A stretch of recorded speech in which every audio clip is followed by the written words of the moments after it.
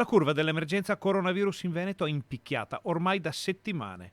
Lo conferma il presidente Luca Zaia, che però è molto chiaro sulla necessità di mantenere alta la guardia. Come dicevo ieri, abbiamo una curva dell'infezione atipica e quindi sta letteralmente crollando. Spero che i veneti non la prendano come liberi tutti.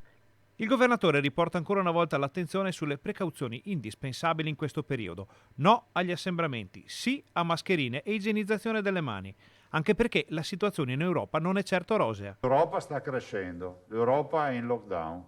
Germania, Francia addirittura ha attuato il coprifuoco, mi sembra alle 6 di sera adesso. E Portogallo addirittura, ve lo dicevo l'altro giorno, porta pazienti fuori dallo Stato perché non ha neanche più posti nelle cliniche portoghesi. Spagna sta crescendo, Austria avete visto le cronache. In tutto questo contesto, anche in Italia noi siamo in questa fase un'isola felice, il che non vuol dire che è finita.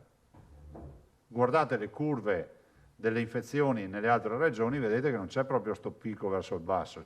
Zaia ha confermato poi l'autorizzazione che è stata data alla sanità veneta per l'uso in via emergenziale degli anticorpi monoclonali che nelle prime 72 ore dall'esordio dei sintomi possono essere molto incisivi.